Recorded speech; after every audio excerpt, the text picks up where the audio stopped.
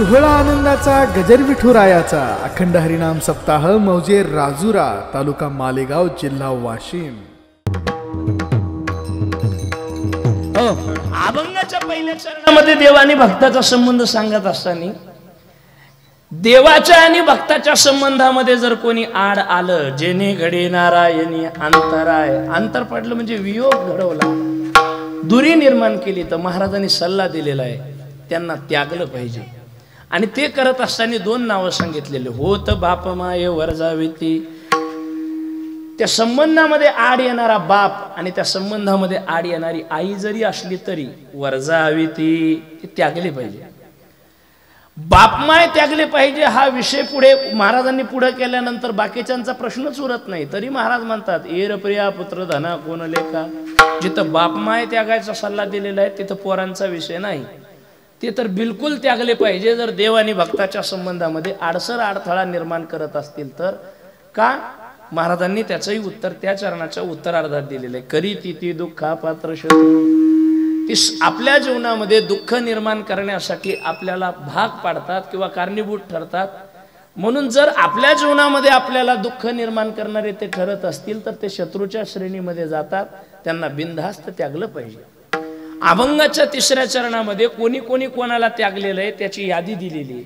आणि अभंगाच्या चौथ्या चरणामध्ये देवामध्ये आणि भक्तामध्ये अंतर का पडू नये याचं ठोस कारण सांगितलेलं आहे। म्हणून आजचा अभंग सोडवत असताना आजच्या अभंगाचा प्रवेश आपण पहिल्या चरणाकडून चौथ्या चरणाकडे असा न करता चौथ्या चरणाकडून वरती असा करू। विठ्ठल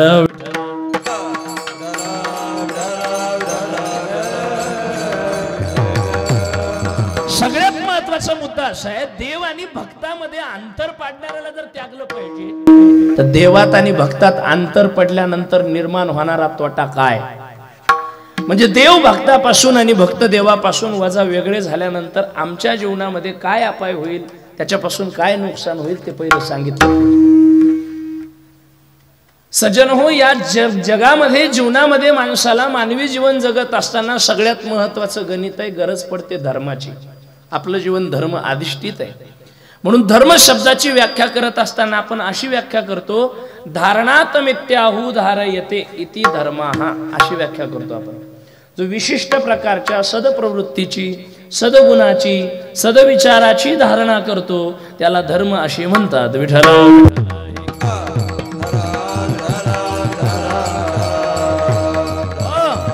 धर्म म्हणजे पंथ नाही, धर्म म्हणजे वर्णाचे आणि जातीचे विभाग नाहीत, धर्म म्हणजे एका सदप्रवृत्तीची धारणा आहे। धारणात मिथ्याहु धारयते इति धर्मः, धर्म म्हणजे माणसाच्या जीवनाचं, जीवन जगण्याचं एक सटीक आणि अभिन्न अंग आहे। जर ते अभिन्न अंग आपल्यापासून वजा वेगळं झालं, बाजूला गेलं, तर मग आपल्या जीवनामध्ये उभं राहतं दुःख। त्याच्यासाठी दोन उदाहरणं देऊन जाईल। ज्ञानेश्वरीची भावकथा होते महाराष्ट्रींच्या मुखातून आपण ऐकत आहात।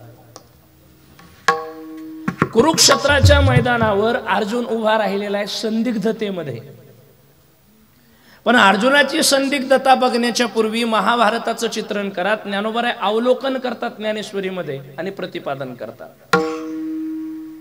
ज्ञानदेवीच्या पहिल्या अध्यायामध्ये अर्जुनाची जी स्थिती आहे ती कशी आहे बघा। एवढा उतावीळ झालेला युद्ध करण्यासाठी अर्जुन की देवाला म्हणतोय, सेनयोरोर भयोर मध्ये रथ स्थापयमेच्छुत, देवा घे की रथाला पुढे, मला बघू दे की मला युद्ध करायचंय। पहिला अध्याय बघा ना ज्ञानदेवीचा, असा उतावीळ झालेला अर्जुन आहे पहिल्या अध्यायामध्ये। पण जेव्हा पहिल्या अध्यायाच्या पूर्वार्धामध्ये अर्जुन रणांगणाच्या कुरुक्षेत्राच्या युद्धभूमीच्या मध्यभागी उभा राहतो आणि जे चित्र डोळ्यांनी पाहतो त्या पायाखालची जमीन सरकते अर्जुनाची। अर्जुन म्हणतो आपल्याच्याने होणार नाही, ब्रह्मगोळ भंगाला गेलं ना, आकाश माझ्या डोक्यावर पडलं जरी तरी मी हातामध्ये शस्त्र धरणार नाही, स्वकीयांच्या विरोधात मी लढणार नाही। तेव्हा भगवान त्याला धर्माचं ज्ञान देतात, अर्जुना युद्ध करणं हा क्षत्रियाचा धर्म आहे, इथं तू धर्माला जागता असला पाहिजे, तू धर्म जपला पाहिजे, तू धर्म जगला पाहिजे, हातामध्ये शस्त्र धरून तू युद्ध केलं पाहिजे। अर्जुन जेव्हा नाही बोलतो ना तेव्हा ज्ञानदेवीमध्ये पुढे काही ओवे आलेले आहेत, ज्ञानोबारायांनी विश्लेषण केलेलं आहे। आगा स्वधर्मू जरी सांडशील तरी बापा वरपडा होशील, मग पाप तेन वचेल कल्पांतवरी, अर्जुना, जर तुझ्या जीवनामध्ये स्वधर्माचा तो त्याग करता झालास किंवा त्याग जर केलास तर असं पाप तुला लागेल की कल्पकल्पापर्यंत, युगानुयुग, त्याच्याही पुढे जाऊन, त्या श्रेणीच्या पुढे जाऊन कल्पकल्पापर्यंत तुझ्या डोक्यावरचं पाप धुतल्या जाणार नाही. आणि जेव्हा पाप हा प्रश्न येतो ना महाराज, एखाद्या गोष्टीची भीतीच माणसाच्या जीवनामध्ये परिवर्तन घडू शकते. म्हणून संत वेळोवेळी मरणाची भीती दाखवून आपल्याला सावध करण्याचा प्रयत्न करतात. मरण आपल्या डोक्यात नाही ना. उठा उठा जागा पहाटे, भय आले मोठे, आणि पंढरी वाचूनी दुजा ठाव नाही कुठे. ही भाऊ सिस्टीम व्यवस्थित करा, नाही तर मी माईक बंद करून बोलू का. विठ्ठल विठ्ठल.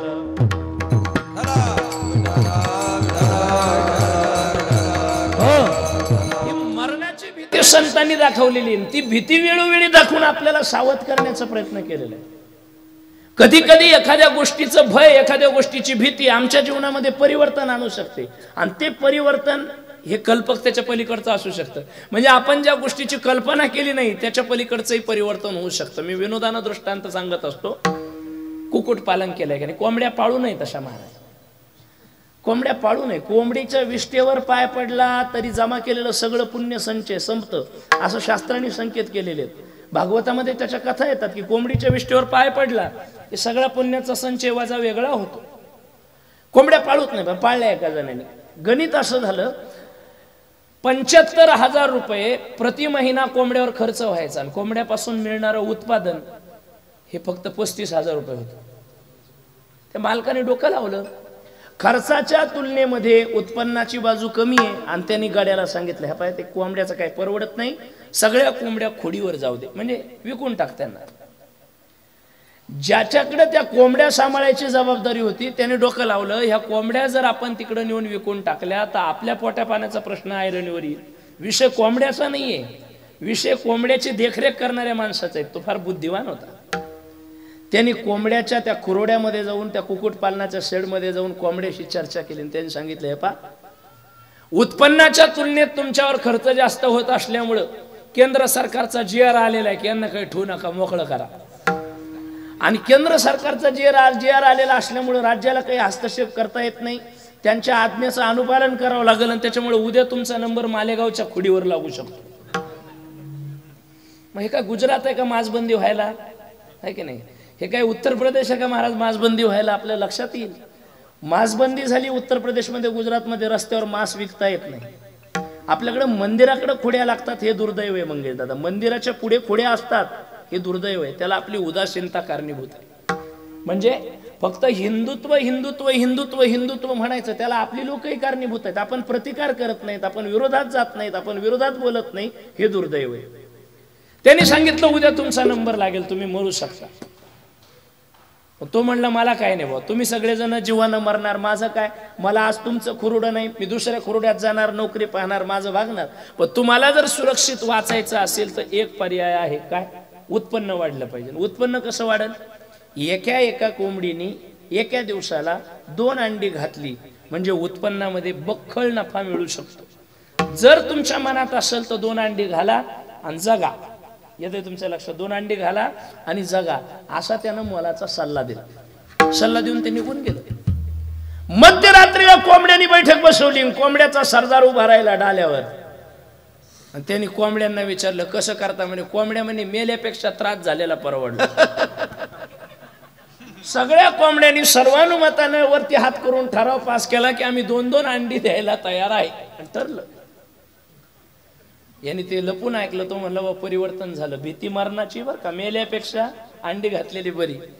मग त्याने ते ऐकलं. खरंच कोण कोण या योजनेमध्ये सहभागी होतं याच्याकरता त्यांनी प्रत्येकी एक कोंबडी एका डाल्याखाली कोंडली, आणि दुसऱ्या दिवशी त्यांनी सगळे डाले उघडायला सुरुवात केली.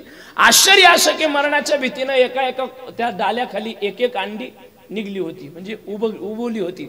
2-2 अंडी उभवली होती, माफ करा, 2-2 अंडी एका डाल्याखाली अशी उभवली होती. त्याने ती सगळी पाहिली आणि त्याच्या मनाला फार आनंद झाला. तो म्हणला, मरणाच्या भीतीनं का होईना परिवर्तन झालं. शेवटी त्यानं शेवटचं डालं उघडलं. काय दुर्दैव, त्या डाल्याखाली एकच अंडी होती. त्याने ते पाहिलं, तळपायाच्या मस्तकात गेली. तो चिडला. त्याने सांगितलं, बाकीच्या सगळ्यांनी 2-2 दिले, सगळ्यांनी दिले, तुला काय अडचण होती, तू का कुत्सरपणा केला?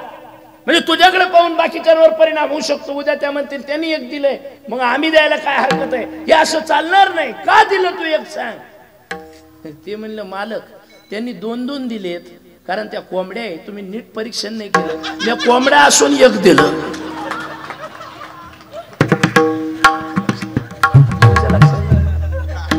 मी कोंबडा असून मरणाच्या भीतीने जर कोंबडा अंडी देऊ शकतो महाराज, हे परिवर्तन म्हणजे कल्पकतेच्या पलीकडचं आहे की नाही? तसा देत नाही, पण दृष्टांतातला देतो.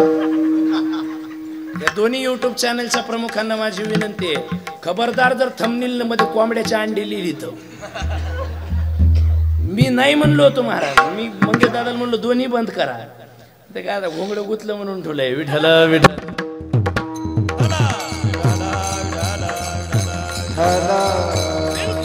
संतोष महाराज आढवणे यांचे राजुरा येथील कीर्तन एवढं टाकलं तरी पुरं आहे मला. विठ्ठल विठ्ठल.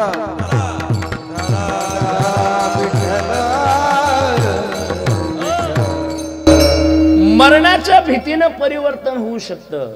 मरणाच्या भीतीनं मोठी मोठी माणसं जी कशालाच काही समजत नाही ती सुद्धा चाकोरीत येऊ शकतात. कोविडनं आपल्याला अनुभूती दिली. काहीच समजत नव्हते महाराज. एवढा पैसा होता, पैसा पुढे माणसाला कमी समजणारे, माणसाला कमी लेखणारी माणसं आपण पाहिलं. एवढे पैसे लोकांकडे होते की कपाट भर पैसे घरामध्ये, पण कपाट उघडायला सुद्धा माणूस जिवंत राहिला नाही. का येतं तुमच्या लक्षात? कोविड सारखी महामारी येऊ नये महाराज. राज्य सरकारने, केंद्र सरकारने वेळोवेळी वेगवेगळ्या प्रकारचे प्रतिबंध, वेगवेगळ्या प्रकारच्या उपाययोजना केल्या. लोकांनी कॉपरेट केलं नाही, हे दुर्दैव आहे. लसी घ्या म्हणून सांगून सरकार थकलंय महाराज, तरी काही दलिंदर लसी घ्यायनात. येतंय का तुमच्या लक्षात? अजूनही ज्यांच्या राहिल्या असतील त्यांनी घ्या, नाही ते तिसऱ्या लाटेत नंबर लागू शकतो. आणि तसं टेन्शन घेऊ नका. तिसऱ्या लाटेत कोणात नंबर लागणार माहितीये का? कोरोनामध्ये ज्यांनी माळी काढल्या ना, काय कोरोनामध्ये, म्हणून लासा टोचून घ्या. विठ्ठल.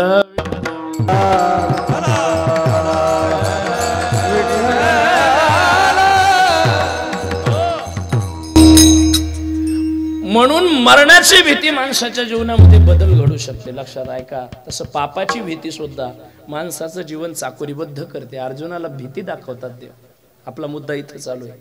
अर्जुनाला म्हणतात असं पाप तुला लागल की कल्पकल्पांतरामध्ये सुद्धा ते पुसल्या जाणार नाही. मग काय केलं पाहिजे? तू धर्माचं पालन केलं पाहिजे. अर्जुन म्हणतो ठीक आहे ना देवा, पण धर्माचं पालन म्हणजे काय, धर्म म्हणजे काय ते तर सांगा पहिल्यांदा. मग अर्जुनाला भगवान धर्म समजून सांगतात. आता वास्तविक जर विचार केला, आपण एक दृष्टांत ऐकला असेल, भागवतामध्ये कथा येते ती कृष्ण चरित्रामध्ये, की म्हणे देवाने खोड्या करायला सुरुवात केल्या, तेव्हा खोड्या करत असताना यशोदा माईनी भगवान श्रीकृष्णाच्या खोड्या कमी व्हाव्यात म्हणून गणपतीला नवस केला होता. कथा ऐकली असेल तुम्ही.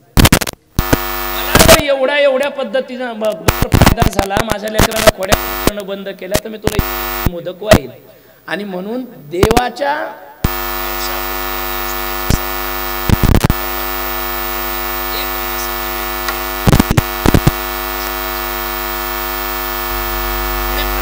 घडला की 1 महिनाभर देवानं खोड्या न केल्यामुळे यशोदा फार भावूक झाल्या की देवाचा गुण आला व नवस केला त्याचा फरक पडला. म्हणून नवस फेडण्यासाठी मोदक घेऊन त्या गणपती बाप्पाच्या मंदिरात देवळात गेल्या.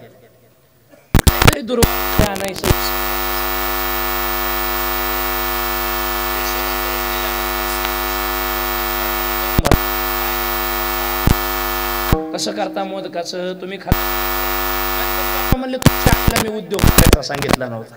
मोदक खा, ताक खा, घंटा खा, आरती खा, काय खायचं ते खा, पण मला आणि मग कन्हैयानी मोदक खाल्ले म्हणे. ताटही नाही, हे सगळं चित्र पाहते यशोदा. तेव्हा तिने जो प्रश्न केलेला आहे, देवासीच पुसे देव काय झाला. देव म्हणजे धर्माचं मूर्तिमंत प्रतीक आहे, जाज्वल्यमय प्रतीक आहे. अर्जुनाला कळत नाही. का कळत नाही? अर्जुनाच्या डोळ्यावर पडदा आहे. ज्यांच्या डोळ्यावर पडदा आहे ना महाराज, त्यांना देव भेटत नसतो. जोपर्यंत पडदा बाजूला जात नाही. म्हणून असं म्हणलं, तेरा दर्शन उनी को आहे, तेरा दर्शन उनी को आहे, जिनकी आंखों में पर्दा नहीं है, जिनकी आंखों में पर्दा नहीं है,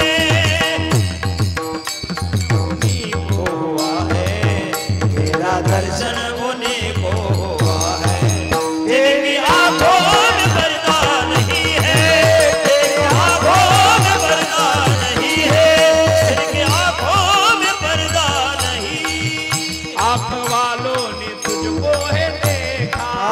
आँख वालों ने तुझको है देखा, आँख वालों ने तुझको है देखा, वालों ने तुझको है देखा। कीर्तनात असं गुमसुम बसायचं नाही. डावं चालू आहे का माझं? हाताने टाळी वाजवा सगळ्यांनी. आँख वालों ने तुझको है देखा, आँख वालों ने तुझको है देखा, कान वालों ने तुझको सुना है, कान वालों ने तुझको सुना है, कान वालों ने तुझको सुना है, कान वालों ने तुझको सुना है। तेरा दर्शन हो हुआ है, तेरा दर्शन मुझको हुआ है, जिनकी आँखों में पर्दा नहीं है, जिनकी आँखों में पर्दा नहीं है, जिनकी आँखों में पर्दा हो।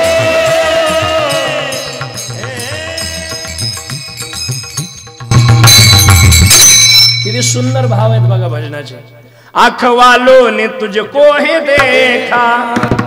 ज्यांना डोळे त्यांनी सगळ्यांनी देवाला पाहण्याचा प्रयत्न केला. कान वालों ने तुझको सुना है. ज्यांना कान आहे त्यांनी देवाला ऐकण्याचा प्रयत्न केला. पण याही पलीकडे देव त्यांना मिळाला. तेरा दर्शन उन्हीं को हुआ है, तेरा दर्शन उन्हीं को हुआ है. जिनकी आँखों में पर्दा नहीं है, जिनकी आँखों में पर्दा नहीं है, जिनकी आँखों में पर्दा नहीं है। याला जोडून वारकरी संतांचं प्रमाण सांगू. तिमिर दुःख गेले, फिटले भ्रांती पडळ. हे भ्रांती नावाचं पडळ, भ्रम नावाचं जे पडळ आहे ना, हे जोपर्यंत बाजूला होत नाही तोपर्यंत त्याचं दर्शन होत नाही. म्हणजे मूळ परमात्मा आपल्या दृष्टीला पडत नाही. अर्जुनाची आज स्थिती ती आहे. अर्जुनाच्या पुढे धर्म उभा आहे. देवाचं वर्णन करत असताना रामो विग्रहवान धर्मा. आदरणीय श्रद्धेय गोलोकवासी आबा म्हणायचे वक्ते बाबा. त्यांच्या रामायण समीक्षण नावाच्या ग्रंथामध्ये फार सुंदर त्यांनी विस्तृतीकरण केलेलं आहे रामायण काव्याचं. रामो विग्रहवान धर्मा त्यांनी व्याख्या केलेली तशी. राम म्हणजे प्रत्यक्ष धर्माचे विग्रह. असे हरी धर्मस्वरूप परमात्मा पुढे उभा असताना अर्जुनाचा प्रश्न विस्मयकारी आहे. धर्म म्हणजे काय? भगवान धर्म समजून सांगतात. मी धर्माचं पालनच का करावं असा प्रश्न विचारल्यानंतर भगवान म्हणतात अर्जुना, धर्मच तुला जिवंत ठेवेल. हो, जे धर्माच्या बाजूने तेच जिवंत राहतात. महाभारतातला पुन्हा दुसरा प्रसंग. महाभारतातलं युद्ध चालू आहे, याला जोडूनच सांगतो. युद्ध चालू आहे आणि युद्धाच्या रणांगणाची स्थिती ॲज इट इज जशास तशी संजय नावाचा व्यक्ती आंधळ्या धृतराष्ट्राला बसल्या बसल्या सांगतोय. त्या म्हाताऱ्याचा प्रश्न आहे, सांग संजया सध्या कुरुक्षेत्रावर काय चाललेलं आहे, सांग कुरुक्षेत्राची मान. आणि सध्या अमकं झालं टमकं झालं, हा या त्याच्या पुढे त्याचं याच्यासोबत युद्ध चाललेलं आहे. बरं, या सगळ्या प्रश्नावळीमध्ये आंधळ्या धृतराष्ट्राने मध्यंतरी एक प्रश्न विचारला आणि त्या प्रश्नामध्ये प्रचंड संदिग्धता निर्माण झाली संजयाच्या मनात. प्रश्न कसा होता पहा. काही प्रश्न असे असतात की उत्तर देण्यासाठी बुद्धी कुंठित होते. उदाहरणार्थ न्यायालयामध्ये न्यायाधीशाच्या पुढे वकिलांनी विचारलेला प्रश्न हो म्हणावं का नाही तेच कळत नाही आरोपीला. वकिलांनी प्रश्न विचारला आरोपीला, तुझ्या बायकोला दररोज केल्या जाणारी मारहाण थांबवणार आहेस का? बोला. त्याने काय म्हणलं पाहिजे, हो का नाही? बोला. हो म्हणलं पाहिजे का नाही म्हणलं पाहिजे? त्यांनी वकिलानं प्रश्न विचारलेला आहे आरोपीला, तुझ्या बायकोला दररोज केल्या जाणारी मारहाण थांबवणार आहेस का? काय म्हणलं पाहिजे, हो का नाही? मी जाऊ घरी सांगा मग. हो म्हणलं तरी फसतंय, नाही म्हणलं तरी. कारण प्रश्न पहा कसा आहे, तुझ्या बायकोला दररोज केल्या जाणारी मारहाण थांबवणार आहेस का? त्यांनी जर म्हणलं हो, याच्यावरून सिद्ध होतं हा बायकोला मारत होता. काय होतं, आपल्याला नाही मारता येत बायकोला, आपल्याला काही ताण घ्यायचं काम नाही. आपली इच्छा असली तरी महाराजाला बायकोला मारता येत नाही. समजा त्यांनी चुकून चापटच मारली आणि बाई गेली गावात आणि एखादी शेजारी म्हणली, आका महाराज कुठे व काय? महाराज म्हणते हो भजन म्हणता येईन, पोथ्या वाचता येईन, बायकोला मारताय.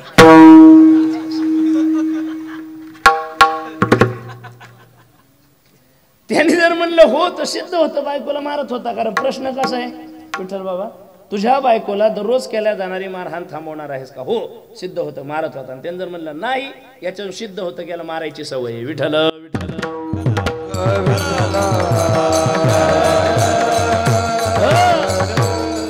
काही प्रश्न फार खतरनाक असतात महाराज. आता गंमत अशी झाली, आंधळ्या धृतराष्ट्रानं प्रश्न विचारला, सुधाकर दादा सांग या युद्धामध्ये विजय कोणाचा होईल. मतीच बंद पडली संजयाची. कारण संजय म्हणाला जर म्हणावं विजय कौरवाचा होईल तर होत नाही. काय मुद्दा नीट आहे का? जर म्हणावं विजय कौरवाचा होईल तर होत नाही, आणि पांडवाचा होतो हे सांगावं म्हाताऱ्याला पचत नाही. काही गोष्टी पचत नसतात महाराज माणसाला. विठाला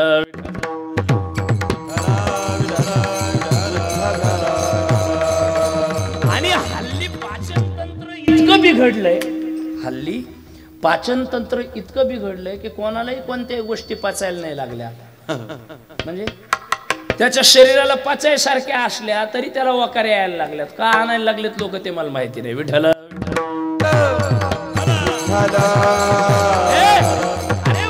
संप्रदायाच्या कीर्तनाच्या यादीतले नवोदित कीर्तनकार हजारो आक्षेप निर्माण केलेत लोकांनी त्यांच्यावर. तुमच्या तळ हाताने हे सूर्यासारखे तेजस्वी कीर्तनकार झाकणार नाहीत महाराज. हे आम्ही नवोदित फळी सगळी बाहेर पडलो त्याचं कारण काय माहितीये? समाजाचं परिवर्तन व्हावं, आणि आपल्यातला आपल्याला समजून सांगणारा असला म्हणजे आपला पटकन समजत असतो. आपल्या समवयस्क माणसाने, ते सुधाकर दादांचा दृष्टांत मी बऱ्याच कीर्तनात सांगितला, दोन व्यक्तींचं दुःख सारखं असलं म्हणजे एकाची बायको माहेरी गेली आणि दुसऱ्याची परत आली, माझ्या ध्यानात आहे, इथंच सांगितलं होतं इकडं तोंड करून. तर हे असं सारखं असलं थोडस की मग समजायला सोपं जातं. विठाला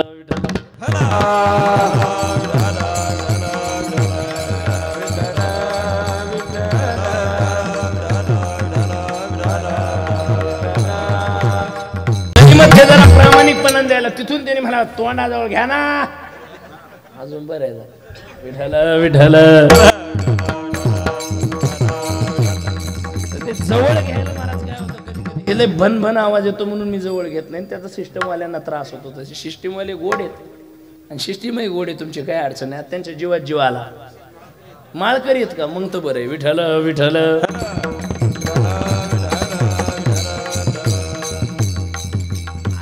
मला सापडीत नसते महाराज. माळकरी म्हणल्यावर सप्त्यालाच लावित असतील का कंदुरीला लावता? कंदुरीला लावित जाऊ नका, जळून देईन सिस्टीम सगळी. विठाला विठाला सप्त्याची गिराईक कमी, कंदुरीची गिराईक जास्त झाली. वरण भाताची पंगत असली ना पांचाळ दादा, लोक पोरांना दामटे दे, वरण भाता जाय रे, खाऊन घे वरण भात जाय रे, होय पंगती वरण भात जाय रे. बोकडाचा कार्यक्रम असा पाहुण्याकडे, बायको म्हणते पाहुण्याकडे बोकडाचा कार्यक्रम आहे, पत्रिका आली आणि आता जायचं होतं पण रिकामपणत नाही, वेळत नाही. आता कसं होतं कोण हे कसं म्हणतं बायकोला माहिती आहे का, जाणं पडन बापा, पाहुण्याला राग येईन म्हणून काय डखाळला का काय. माश खाता हौस करी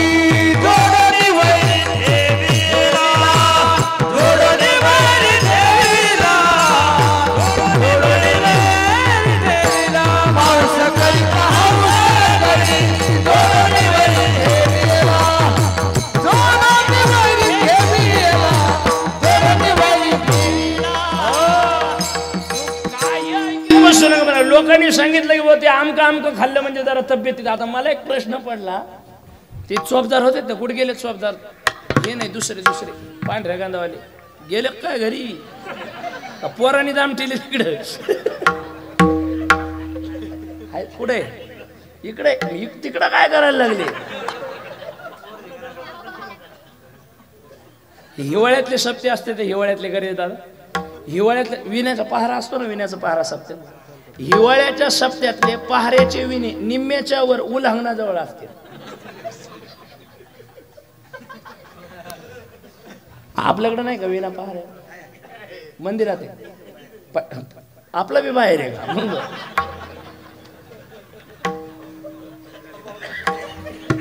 त्या विण्याच्या लय गमती होत्यात भारत बाबा. कधी कधी एका गावामध्ये मी बसने प्रवास करत असताना कीर्तनाच्या काळात मी पायी गेलो होतो, असं बसमध्ये येऊन उतरून.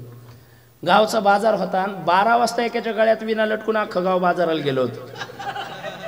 3:30 वाजेपर्यंत एकटंच विना वाजत होते.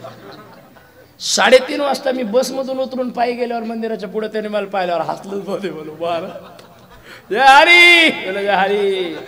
महाराज एक काय म्हणलं आहे काय नाही आहेच. वा वा मला म्हणलं बाबा बरे आले पा तुम्ही या बरं इना घ्या तुम्हाला चहा पाणी आणतो जरा.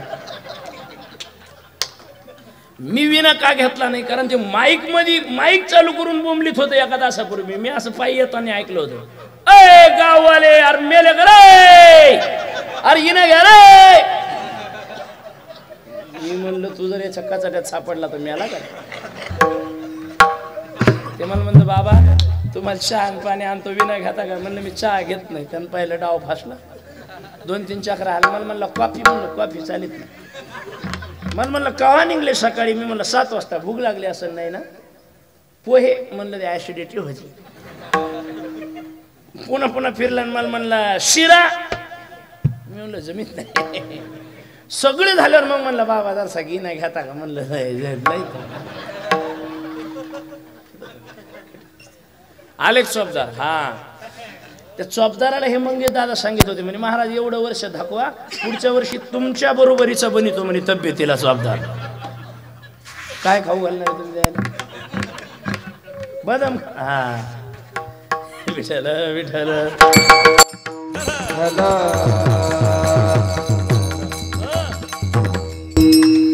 चोपदार वजनदारच पाहिजे मला. हा मोडणीमचे दाढीवाले त्यांच्याकडे कीर्तन झालं ना.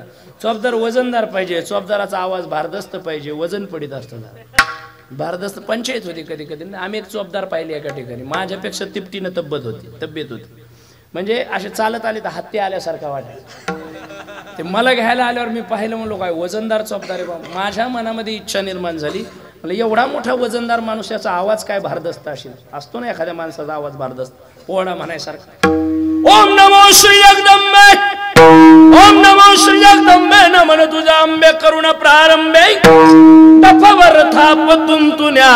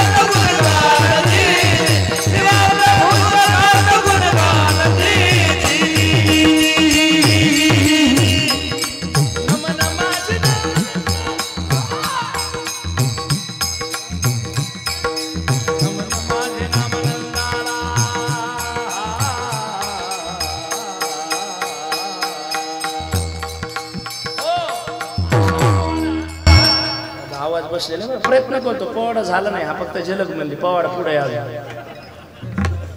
कॅमेरे बंद करा तुम्ही. याच्यावर ऐकायला भेटत ना तुम्हाला. ते कशाला लावता ऐका. म्हणलं अशा भारदस्त म्हणणारा एखादा चोपदार जर वजनदार आवाज त्याचा असेल तर किती आनंद येईल पोवाडा म्हणल्यावर. पण ते मला बोलत ना मारा. मला टेन्शन आलं. म्हणलं याचा आवाज ऐकायचा आहे. हे आपल्याला बोल ना. लोकांनी मला त्याच्या स्वाधीन केलं. लोक मंडपात निघून गेले. म्हणले महाराज चोपदारा संग या. आता मी म्हणले मला विचारीन कवा आले जेवले का. पद्धती असतात ना भागाभाग्याच्या. ते नांदेडमध्ये जर केलं ना कधी कधी नांदेडमध्ये तिकडं उलटेच म्हणतात लोक. आमचे एक स्नेहित तिकडं मनोज सावकार गोदमगाव नायगावला प्रकाश दादा स्वपन दादा आम्ही जात असतो नायगावचे सावकार. तिकडं अशी पद्धत आहे. महाराज मंडळी आले की ते म्हणते महाराज कवा आल्या कवा आल्या महाराज. एकदा मी कीर्तनाला तिकडे गेलो ते मला म्हणे कवा आल्या महाराज. मी म्हणलो काय घाई घाईत धोत्राच्या ऐवजी साडीत दिसून आलो. कवा आल्या. म्हणलं चोपदार मला विचारेन कवा आले म्हणून. ते बोलत ना मला. मी म्हणलं आता एकच पर्याय विठोबा रखमाई भजन होऊ देणे आणि जागेवर हल्ले नाही. मग ते म्हणन ना महाराज उठानं भजन चालू झालं चाला ना पटकन. मी चांगलं भजन रंगू दिलं असं विठोबा रखमाईचं. विठोबा रखमाई विठोबा बरेच वेळ चाललं. चोपदारानं पाहिलं बाबा विठोबा रखमाई झालं. महाराज उठणं. चोपदार सावधान झाले. माया पुढे आले. मी म्हणलं आता भारदस्त आवाज ऐकायला भेटतो गड्या. मर्दानी आवाज रांगला आवाज. हा हा. चोपदार माया पुढे आले. तोंड उघडलं की मी लगेच कान टवकारले. वा भारदस्त आवाज. धन्य धन्य शिवाजी शूर ते मला म्हणतोय मी कान लावले मल शब्दार म्हणतो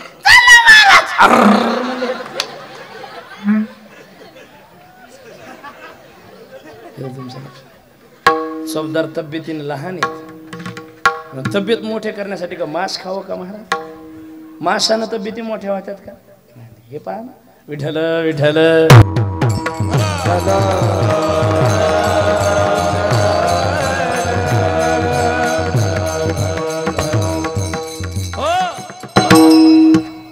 अर्जुनाला धर्म समजून सांगतात भगवान धर्म कळून देतात भगवान आणि मग अर्जुन म्हणतो ठीक आहे आता मला धर्म कळाला माझा मुद्दा ऐका काय त्या आंधळ्या धृतराष्ट्राच्या पुढे जेव्हा हा प्रश्न विचारलेला आहे संदिग्ध सांग विजय कोणाचा होईल संजय म्हणतात कौरवाचा व्हावा म्हणावं तर होत नाही आणि पांडवाचा होईल म्हणावं तर म्हाताऱ्याला पचत नाही एका वाक्यामध्ये अतिशय सुंदर उत्तर दिलेलं आहे ते म्हणतात यथो धर्मस्तथो जयः ज्यांच्या बाजूने धर्म राहील विजय अर्थात धर्म तुमच्या आमच्या विजयाला कारणीभूत आहे धर्म तुमच्या आमच्या यश कीर्तीच्या वृद्धीला कारणीभूत आहे आणि धर्म तुम्हाला आम्हाला माणूस म्हणून सुदृढ आणि सशक्त ठेवण्यासाठी मूळ कारणीभूत आहे धर्म जर आमच्या बाजूने असेल तर आम्हाला कधीच मरण येणार नाही म्हणून धर्माच्या बाजूने आम्ही राहिलो पाहिजे नाही तर धर्म तरी आमच्या बाजूने आला पाहिजे कौरव धर्माच्या बाजूनेही नाही आणि धर्म कौरवाच्या बाजूने जाण्याच्या तयारीत होता पण कौरवांनी धर्म स्वीकारला नाही नको म्हणले गाई वळणारा गुराखी गवळी कशाला पाहिजे आम्हाला बलराम दादा द्या किमान नांगर ठेवला 550 1000 200 500 ओ सेठ चालले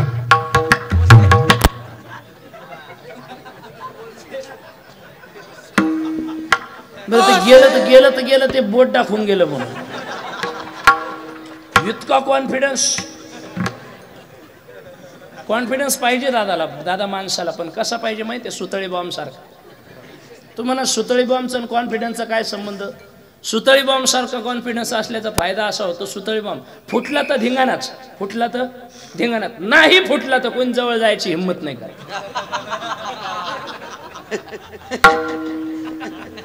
येते तुमच्या लक्षात कॉन्फिडन्स कधी कधी कॉन्फिडन्स दाखवला की काम होतेच महाराज धीर नाही सोडला पाहिजे माणसाने नसलं येत तरी दाखिला पाहिजे गावात महाराज आले आणि चर्चा झाली बाबाची हिमालय के साधु आए 3 सवाल करते हैं 3 सवालों का जवाब दिया तो गांव सोने का बना देते हैं और लोक म्हणले मस्त महाराज असा महाराज पाहिजे लोकांचं गावात देणं पाहिजे नेलं नाही पाहिजे मस्त म्हणले राव गावातले लोक म्हणले अरे विचारा बाबाला प्रश्न विचारायला लावा आणि सांगा बाबाला आपण प्रश्नाचे उत्तर देऊन गाव सोन्याच करून घेऊ बाबा शिष्य म्हणला 3 सवाल के जवाब देने के बाद गांव सोने का करते हैं लेकिन जवाब अगर ठीक नहीं दिया तो गांव जला देते हैं लोक म्हणले सोन्याचं नाही झालं चालत जळायला नाही पाहिजे ना नको नको नको लोक म्हणले नको आडमुठ लोक असतात काही गावात गरीब आडमुठ आड नावाचं नाही मी आढावणी आढाऊ लोक असतात काही एक शाळ्या वळणार होते शाळ्या काय विचारतं म्हणते महाराज सगळं गाव तंग करून ठेव विचारू दे मला मी उत्तर देत लोक म्हणले अरे आप डुबे आम्ही बी लेकर डुबे नको ना तू मरशील तर मरशील आम्हाला नेशील ते गावाच्या मुळावरच उठेल होतं महाराज जे म्हणलं जळलं तर जळू द्या ना वैतागवाडी ती ते म्हणले मी विचारतो म्हणे साधूला काय प्रश्न विचारणार उत्तर लोक नाही म्हणेपर्यंत गेलं महाराजा काय साधू महाराजाला म्हणलं काय प्रश्न विचार कॉन्फिडन्स पाहिल्यावर महाराज बी हादरले ते म्हणजे एवढ्या कॉन्फिडन्स न जर हे मला म्हणतंय याचा अर्थ याला उत्तर येत असं म्हणले काय म्हणणं आहे म्हणले प्रश्न विचारा उत्तर देतो म्हणले प्रश्न विचारतो पण आठ अशी आहे मी प्रश्न विचारताना बोलणार नाही आणि तू उत्तर देताना बोलायचं नाही न बोलता विचारलेला प्रश्न कळला पाहिजे न बोलता दिलेलं उत्तर पचलं पाहिजे गाव सोन्याचं करीन आणि नाही जर उत्तर दिलं अख्खं गाव पेटीन. ते म्हणले महाराज लोकांच्या घरापासून पेटवा. मुळी येत होतं ते महाराज. चांगलं काम केलं सगळ्यांनाच गोळ लागन बाबा असं ते म्हणले महाराज लोकांच्या घरापासून. चला म्हणले अंताक्षरी सुरू भारत बाबा.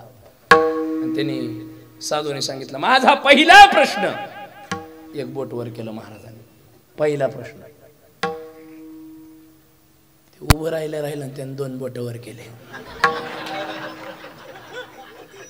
महाराज म्हणे बरोबर. पुढचा प्रश्न. 2 बोट वर केले. ते उभं राहिलं आणि त्याने 3 बोट वर केले. महाराज म्हणे बरोबर. शेवटचा प्रश्न. महाराजांनी असं केलं आणि असं केलं.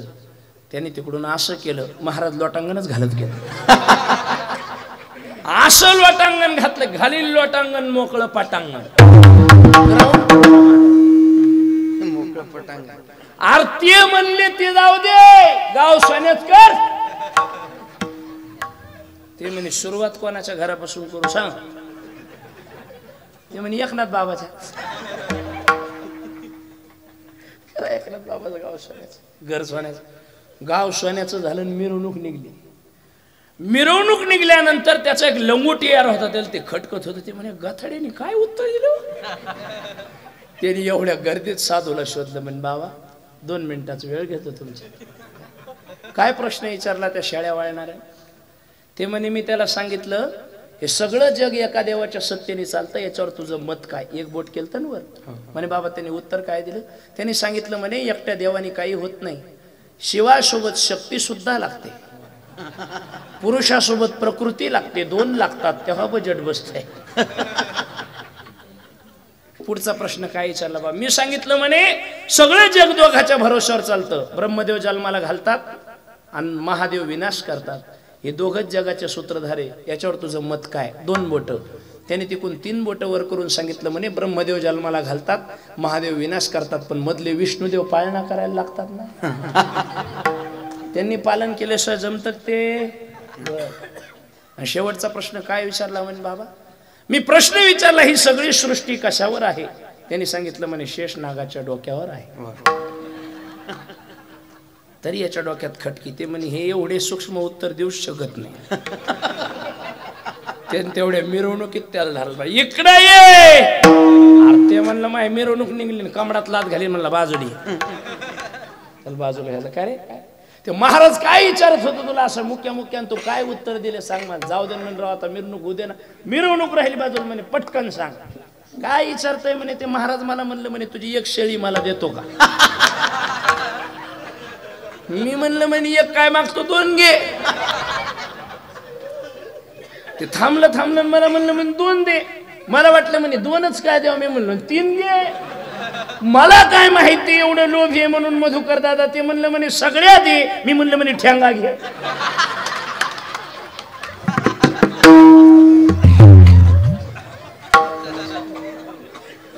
आहे का कोणाचा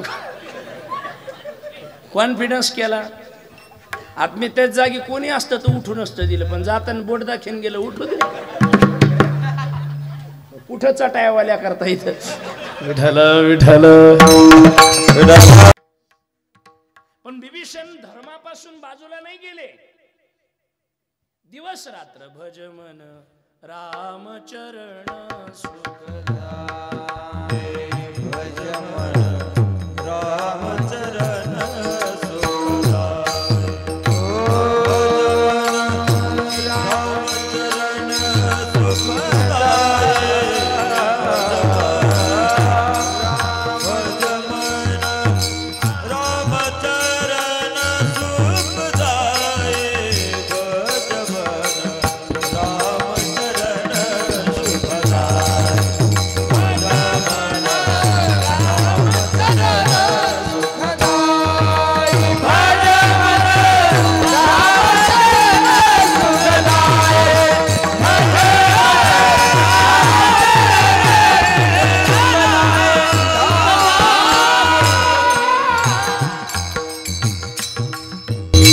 धनाच्या श्रेणीमध्ये सोन्याचे बिस्किट करून ठेवतात लोक घरामध्ये आणि स्वतःला धनाढ्य समजतात.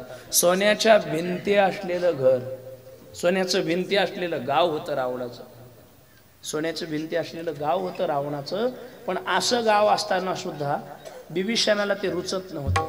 बिभीषण एकच म्हणाचा, पायोजी मेणे राम रतन धन पायो, पायोजी मेणे राम रतन धन पायो, पायोजी मेणे राम रतन धन पायो, पायोजी मेणे राम रतन धन पायो.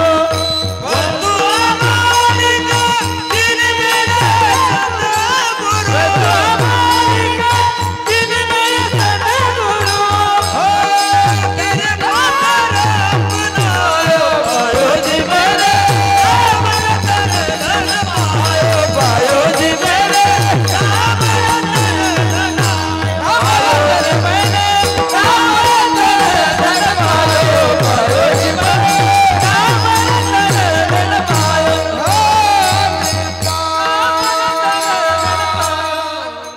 धर्मस्वरूप परमात्म्याच्या पदाचा आश्रय बिभीषणाला फार मोठा वाटत होता. म्हणून बिभीषणानं सगळं त्यागलं एका काळामध्ये. धनदारा पुत्रजन बंधू सोयरे पिशून सर्व मिथ्या हे जाणून शरण रे घाया देवाशी. त्यांनी धर्माचा आश्रय केला, धर्मस्वरूप असलेल्या परमात्म्याच्या पदाचा आश्रय केला. म्हणून बिभीषणाच्या जीवनातलं समूळ दुःख नाश झालं. तुकाराम महाराज म्हणूनच म्हणतात, धर्म आश्रयित माणसाचं जीवन कधीच दुःखाच्या खाईमध्ये गर्तेमध्ये जाऊन रिचू शकत नाही. म्हणून भगवंताच्या पायाचा आश्रय करा, का तर त्यांनी समूळ दुःखाचा नाश होतो. तुक मने सर्व धर्म हरिचे पायी, तुक मने सर्व धर्म हरिचे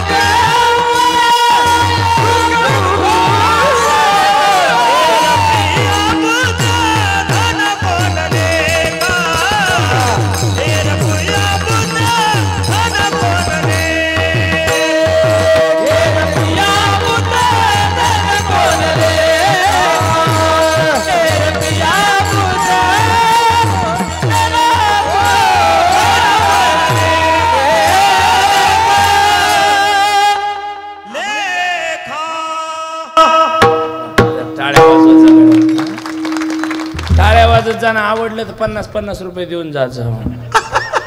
दररोज देतात पण आज दे ना. मला द्यायचे असतील म्हणून ठेवले असतील. तुका म्हणे सर्व धर्म हरीचे पाय. माझी आवडती चाल आज आवाज बसला सगळा. कीर्तन करायचं एवढं बरं असतं, आवाज बसला तरी भागतय. म्हणजे आलेलं अनुदान खात्यावरचं निदान जमा होत. तुका म्हणे सर्व धर्म हरीचे पाय.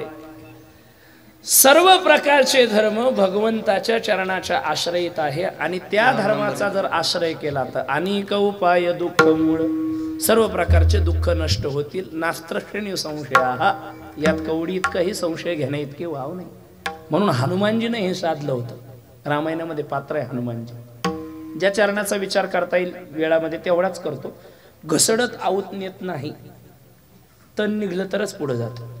येतं लक्षात. तुका म्हणे सर्व धर्म हरीचे पाय. हनुमानजीला कळालं होतं देवाच्या पायाचं काय महत्व. रामायण आपण ऐकलं असेल. राम राज्याभिषेक झाला. रावणाला मारलं. भगवान प्रभू रामचंद्र अयोध्येच्या दिशेने परत येतात. सगळे अयोध्या सजली आणि काय म्हणते, सजादो घर. सोहळा आनंदाचा गजर विठुरायाचा अखंड हरिनाम सप्ताह मौजे राजुरा तालुका मालेगाव जिल्हा वाशिम.